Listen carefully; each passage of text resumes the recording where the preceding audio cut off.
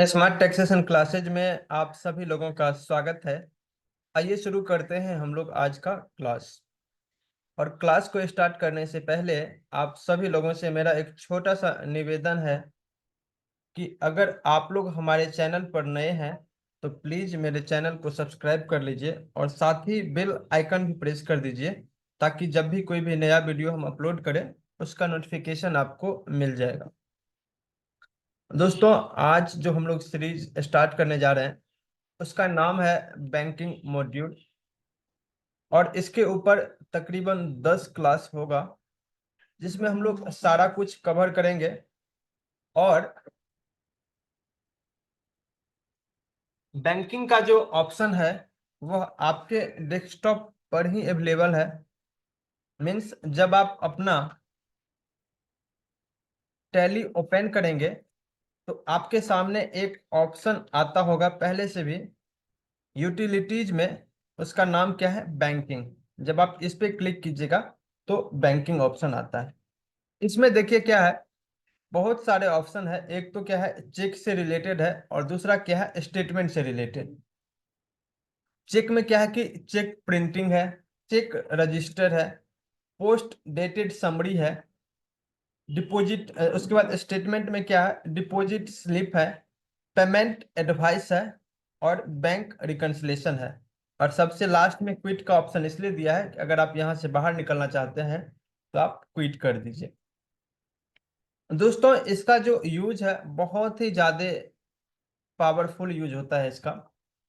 अब आप लोग पूछेंगे कि सर ऐसा इसमें क्या बात है। तो जो बड़ी बड़ी कंपनी होती है उसमें अक्सर यह देखा गया है कि चेक के थ्रू बहुत ही ज्यादा ट्रांजैक्शन होता है। और चेक की एक खास बात होती है कि कोई भी चेक सेम डेट में क्लियर नहीं होता है। जैसे आज का है तो आज का आज ही नहीं क्लियर होता है। जैसे आज का कोई अगर चेक है या तो कल होगा, 2 दिन के बाद होगा, या फिर अगर पीडीसी चेक है तो 10 दिन बाद। मीन्स अगर ऐसा कहें कि टोटल जो एक चेक का चेक डेट से जो वैलिडिटी होता है वह 3 महीने का होता है। तो वह इस दौरान किसी भी डेट में क्लियर हो सकता है, 1 मंथ बाद भी, 2 मंथ बाद भी। तो इसमें एक ऑप्शन होता है बैंकिंग का। अगर आप इस ऑप्शन का यूज नहीं करेंगे, इसका कॉन्फ़िगरेशन नहीं करेंगे, तो फिर आपको क्या होता है कि मैनुअल एक लिखना पड़ता है कि ये चेक नंबर हमने इस पार्टी को दिया है और इस डेट को क्लियर हुआ है। अब आपको तो पता ही होगा कि जब सारा कुछ कंप्यूटराइज हो गया है, हम अपना सारा डेटा क्या किए हैं, कंप्यूटर पे ले आए हैं, तो उस समय आपको मैनुअल कुछ भी करने में दिक्कत होगा और उसमें गलतियां भी होती है। दूसरी बात यह है इसमें कि आप अगर चेक का प्रिंट करना चाहते हैं कि किस पार्टी को हमने दिया है, तो मैनुअल अगर हम लोग चेक को भरते हैं तो अक्सर यह देखा गया है कि उसमें गलतियां भी हो जाती है, पार्टी का नाम में, या फिर अमाउंट लिखने में, या फिर कभी कभी डेट लिखने में। मीन्स कुछ भी हो सकता है। तो इसमें क्या है, आपको डिजिटली आप प्रिंट कर सकते हैं। आपका जिस बैंक का चेक है सारा फॉर्मेट इसमें कॉन्फ़िगरेशन कर दिया गया है। आप उस बैंक का चेक और जिस नमूने में होगा आपका, आप उसे प्रिंट कर सकते हैं। इसी तरीके से चेक रजिस्टर है कि आपका जो चेक नंबर है, सपोज मान लीजिए कि एक चेकबुक में 1 से लेके 100 तक है। अब आपने क्या किया कि 1 नंबर, 2 नंबर, 3 नंबर, 4 नंबर आपने ब्लैंक छोड़ दिया और 5 नंबर किसी को इश्यू कर दिया है। तो आप इसमें ये भी ऑप्शन आता है कि 5 नंबर आपने किसको दिया है उसका एक रजिस्टर तैयार हो जाएगा। और फिर जब आपको रिपोर्टिंग की जरूरी होगी कि हमने कौन सा चेक किस पार्टी को कितने अमाउंट का दिया है और वह कब क्लियर हुआ है, ये सारा कुछ आपको निकल जाएगा। मीन्स ऐसा कहें कि ये जो बैंकिंग का फीचर्स है ये बहुत ही ज्यादा पावरफुल है। इसके साथ ही साथ आपको क्या है कि अगर आप बैंक में कैश डिपॉजिट करते हैं तो आपको बैंक से एक स्लिप मिलता है कैश डिपॉजिट का। ये भी आप किससे निकाल सकते हैं? टैली से। ठीक है, डिपॉजिट स्लिप। उसके बाद है आप पेमेंट एडवाइस दे सकते हैं। सपोज कीजिए कि किसी पार्टी को आपने 18,600 का पेमेंट दिया है और उसमें उसका दो बिल था, एक था 10,000 का और एक था 8,600 का। तो अब उस पार्टी को कैसे पता चलेगा कि आपने इसी दोनों बिल के अगेंस्ट में उसे पेमेंट दिया है?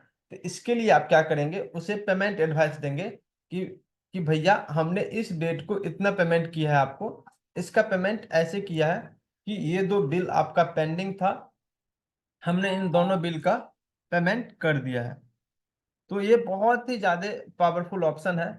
और एक है बैंक रिकंसिलिएशन का। जब आपका चेक आज के डेट में आप बैंक में लगा दिए, तो आप क्या करते हैं कि अपने बुक्स ऑफ अकाउंट में एंट्री कर लेते हैं, और आपका जो बैलेंस है उतना से डिक्रीज हो जाता है, और आपके बैंक में वह रिफ्लेक्ट होता है 10 दिन बाद। तो एक बैंक रिकंसिलिएशन स्टेटमेंट तैयार करना पड़ता है कि इस डेट में कि बैंक और आपका जो बुक्स है दोनों सेम होना चाहिए।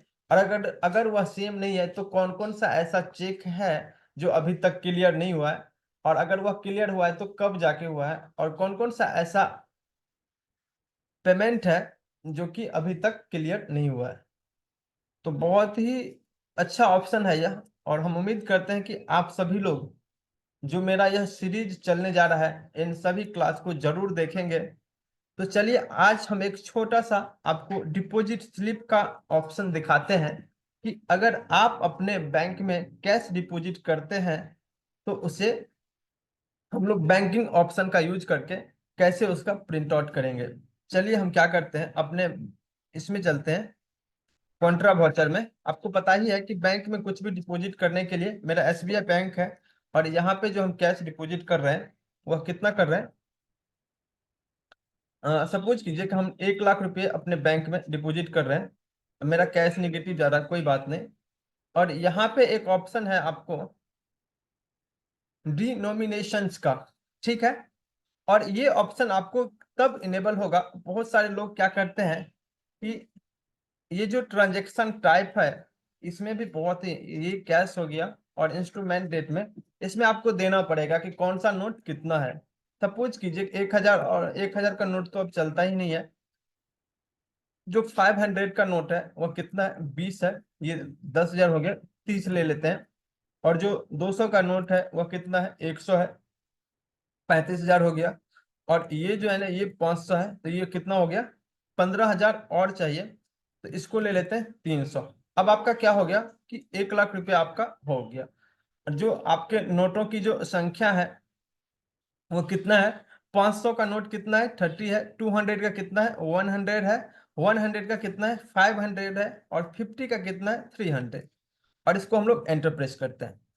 कुछ बच्चे ऐसे भी होते हैं जबकि उन्हें ये ऑप्शन नहीं आता है, और वह कहते हैं कि सर आपने कहाँ से वह ऑप्शन लाया है। तो आप ये देख लीजिए, यहाँ पे आप F12 प्रेस करेंगे, और इसमें एक ऑप्शन आता है प्रोवाइड कैश डिनोमिनेशन का। अगर ये ऑप्शन नो रहेगा तो वहां पे ये ऑप्शन नहीं आएगा। अब देखिए जैसे ही हम लोग यहाँ पे जाके एंटर प्रेस करते हैं, अभी ये ऑप्शन आ गया। एक बार हम लोग इसको सेव करते हैं और वापस अगर जाएंगे हम लोग तो वह ऑप्शन नहीं आएगा। ये ऑप्शन देखिए, यहाँ से हम लोग जैसे ही जाते हैं, ये क्यों आ रहा है, ये तो नहीं आना चाहिए। अगर हम लोग दूसरा करेंगे तो शायद नहीं आएगा, क्योंकि इसमें हम लोग पहले ही ऑलरेडी दे चुके हैं।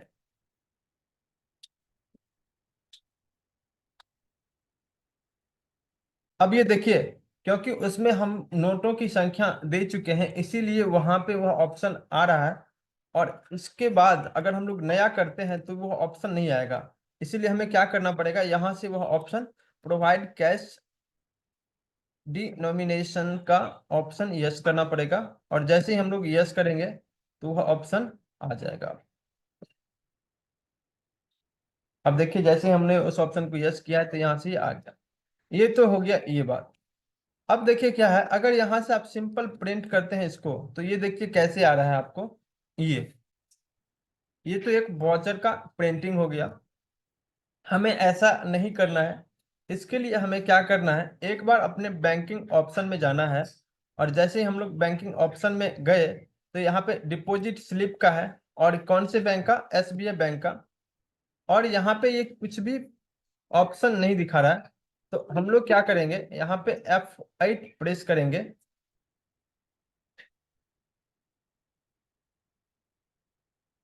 हाँ, अब देखिए हमने क्या किया है, एक तो यहाँ पे देखिए ये ऑप्शन इसलिए नहीं आ रहा क्योंकि आपको यहाँ पे F5 करना पड़ेगा। एक्चुअली क्या होता है ना कि यहाँ पे दो दिखाता है, एक तो चेक का भी डिपॉजिट स्लिप और दूसरा क्या है कैश का भी। तो हमको चाहिए, अभी क्या है कि ये चेक का दिखा रहा है। ऊपर जब आप देखेंगे ऑप्शंस, यहाँ पे ऊपर देखिए, सबसे ऊपर क्या लिखा हुआ है, चेक डिपॉजिट स्लिप, और हमको क्या चाहिए, कैश का। तो हम लोग क्या करेंगे, कैश पे क्लिक करेंगे। अब यहाँ पे ऊपर देखिए क्या आ रहा है, कैश डिपॉजिट स्लिप।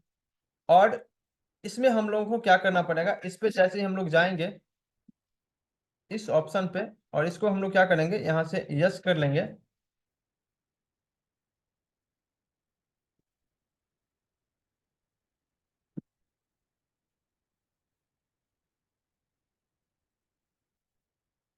और इसको हम लोग क्या करेंगे, यहाँ से कॉन्फ़िगरेशन में प्रिंट, ये तो ऑप्शन नहीं है।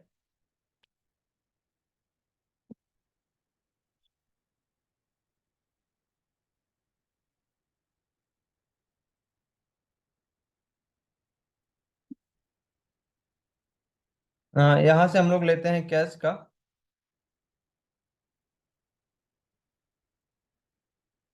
एक्चुअली ये आ क्यों नहीं रहा है?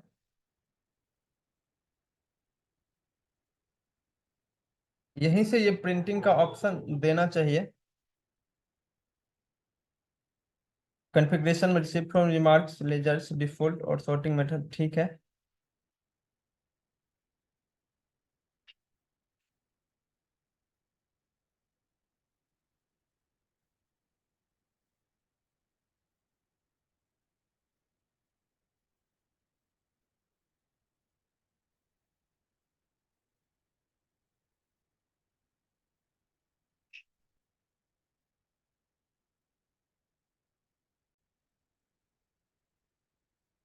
तो अब अब आप देख सकते हैं यहाँ पे, हाँ हम एक यहाँ पे गलती कर रहे थे। गलती ये कर रहे थे कि हम इसको खोल के यहाँ पे कंट्रोल प्लस पी दबा रहे थे, इसीलिए ये क्या हो रहा था, वाउचर का प्रिंट कर रहा था। आपको ऐसा नहीं करना है। आपको क्या करना है, इंक्लूडिंग ये है, इसको यहाँ पे सेलेक्ट कर लेना है और कंट्रोल प्लस पी दबाना है, और यहाँ पे प्रीव्यू देखना है। अब आप जैसे ही इसको थोड़ा सा जूम करेंगे तो ये देखिए आपके सामने क्या हो गया, ये दोनों दिख रहा है। तो अब आपको क्या करना है कि ये मैनुअल नहीं भरना है, जो डिपॉजिट स्लिप होता है आप डायरेक्ट क्या करेंगे, साथ ही साथ आपके टैली में भी डायरेक्ट हो जाएगा। वैसे जनरली क्या होता है कि जब भी हम लोग बैंक जाते हैं, फिर वहां से डिपॉजिट करके लाते हैं, उसके बाद हम अपने यहाँ पे एंट्री करते हैं। तो ये डिपॉजिट स्लिप आपके सिस्टम से ही निकल जाएगा। इसमें क्या है, आपको सारा डिटेल भी आपके सिस्टम में फीड हो जाएगा। और आप क्या कर सकते हैं, एक कॉपी अपने पास रख सकते हैं। यहाँ पे देखिए ये लिखा हुआ है कि customers copy, cash deposit slip, पे इन स्लिप, और यहाँ पे सारा कुछ है, बैंक नाम है, ब्रांच नाम है, अकाउंट नंबर है, अकाउंट होल्डर का नाम है, और सारा कुछ लिखा हुआ है, सिग्नेचर, और बैंक भी क्या कर देगा आपको। और आपको एक चीज और बताएं कि ये वैलिड है, आपको ये नहीं समझना है कि बैंक में ये वैलिड होगा या नहीं होगा, ये वैलिड है। क्लियर है? तो ये बहुत ही अच्छा ऑप्शन है, और जैसे ही आप इस ऑप्शन का यूज करेंगे आपको धीरे धीरे अपने अंदर एक लगेगा कि नहीं, मेरा नॉलेज जो है इंक्रीज कर रहा है। तो हम उम्मीद करते हैं कि आप सभी लोगों को यह कैश डिपॉजिट स्लिप का ऑप्शन बहुत ही अच्छा लगा होगा।